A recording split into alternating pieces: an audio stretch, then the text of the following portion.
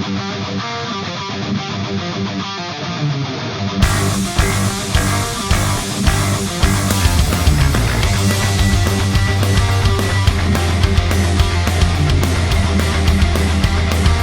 Anis, how was your day so far?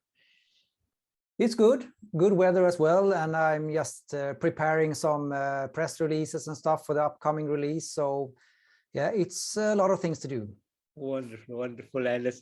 So, Alice, Rebirth, your new EP is to be out on April 22nd. So, can you tell me a bit about the songwriting and production behind this 4-track EP? Yeah, I mean, the background is, as the name says, the rebirth. It's actually old material that we have re-recorded. So this is material back from 84, 85 something. So it's kind of old stuff. We actually released these songs already 2018, but the old demos. It was actually a record company from Greece that contacted us and asked us if they could release the old demos we made back in the 80s. And we did that 2018. And after that, we released a full-length album with mostly new written songs. And now when we are actually working on the third album, we just between these albums, we had an idea to why don't you just re-record some old songs from the 80s and show how they sound today. Wonderful, wonderful. So that's the background. Sounds good. And how does it feel to bring back some of those old things with the new touch? It feels really good. I mean, in different ways. For us, they are the new original in that sense, because we have played them as they sound today for the last kind of 3-4 years. So that's how we think they should sound today, of course. But if you listen to the original ones, they were recorded slightly differently, of course, because it was another time. And we don't have the same vocalist anymore because he died like a couple of years ago. So that's another difference, of course. The vocalist we have today is actually the brother to the original vocalist. Wow. So they have some kind of similarities, but they don't have this. Yeah, you can also hear the differences, of course, as well. And you are also working on a new album, Motherland. So how is it coming up, and what is the current status of that record now? Yeah, we haven't started recording yet. We have written, I think we have something between 15 to 18 songs right now, and we will probably write at least 10 more songs. So we have something to choose between. The last album we made, we actually wrote songs exactly what we were releasing on the album. This time we want to have a little bit more to choose between.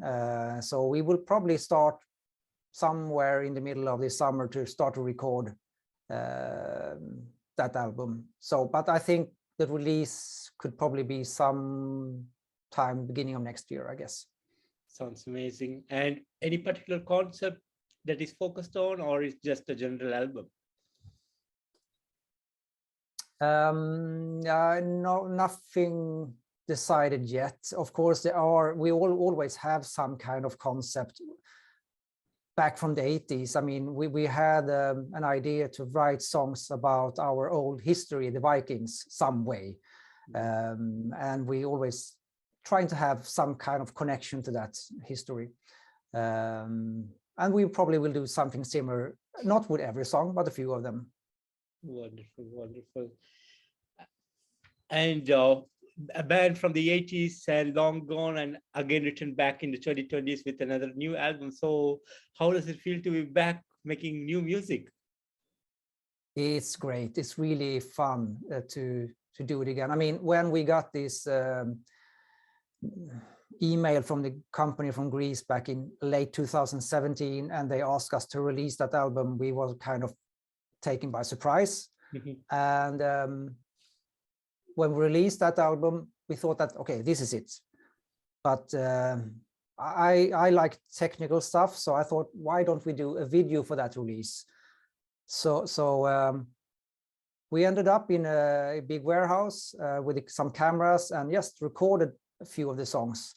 And we were standing there and playing kind of, we didn't really play, just play back to the original tapes. It was kind of really fun to stand there together with the guys like 35 years later. We thought that we should probably try this again.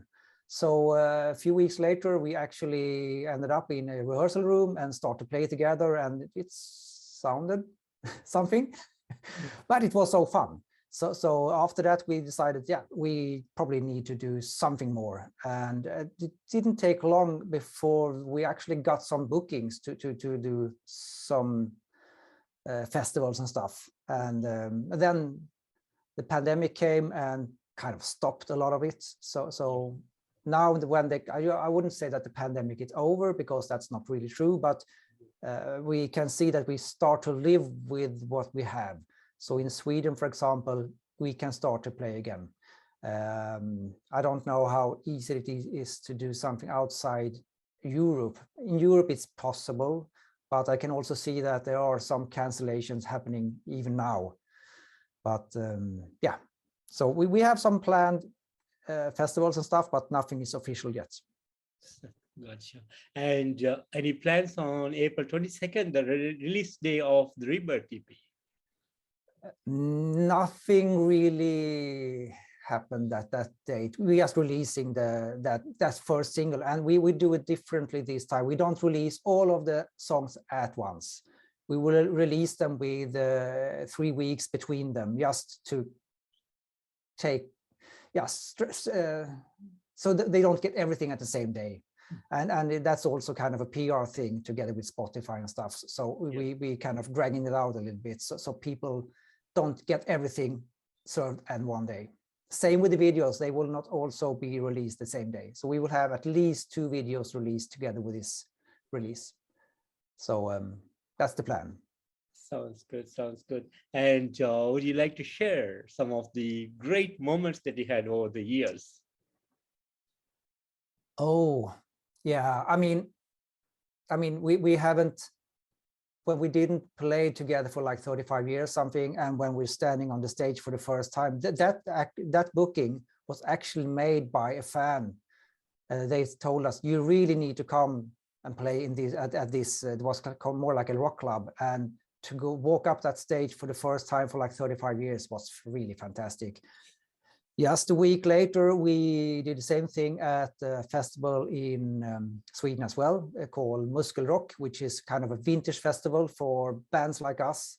And that was also really fantastic. It was like a Saturday night at 8 o'clock when the sun was going down, and it was really fantastic to stand on stage and in front of the audience. Sounds good, sounds good. And any big festival that is expected either by end of the year or early next year? Not yet, and we have nothing we can reveal right now. We are in discussion with different ones, but nothing we are allowed to talk about yet. So no, sorry. Gotcha. And started as a soft rock band, and then you realized that you did not want to proceed with that one and you formed Neptune. And since then, how has everything been for the band, and how do you feel about the road that the band has traveled so far?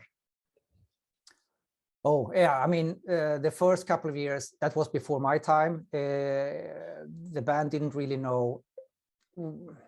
I mean, they came from an older rock version of it, so to say.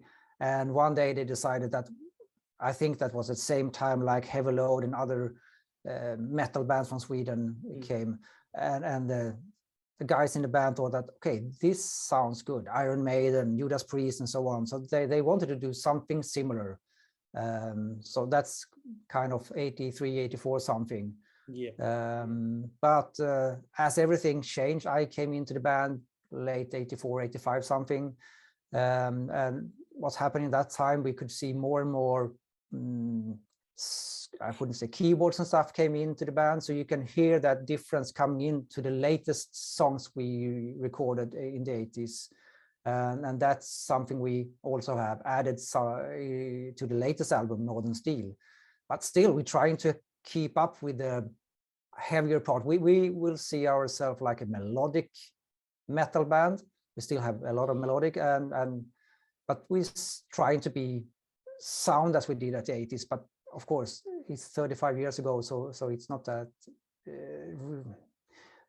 everyone in the band changed, and how you write the songs and melodies also changed a little bit, of course. Sounds good. And I'm a little fascinated by the cover art that you have put in Northern Steel as well as in Rebirth. So can you tell me, how did you come up with this cover art? Is this something created by you, or do you have any particular artist who is doing it for you? Oh, both. If you go back to Northern Steel, where the guy is coming up from the water, it's actually a photo taken by me. Oh. It doesn't look like a photo, and that's the idea. So we actually, one guy in the band, we putting out in the water, and I was taking a bunch of photos. And then we handed it over to one of our friends that doing really good cover art for CDs and vinyls and stuff. Yeah. So we told him what we wanted to look like should be like a green feeling, dark. The guy is coming up from the water. I mean, of course, he has added some stuff to the picture, of course. So if you compare with the original picture, which is taking daytime, with really bright outside with the sun and stuff, you cannot really see that in this picture.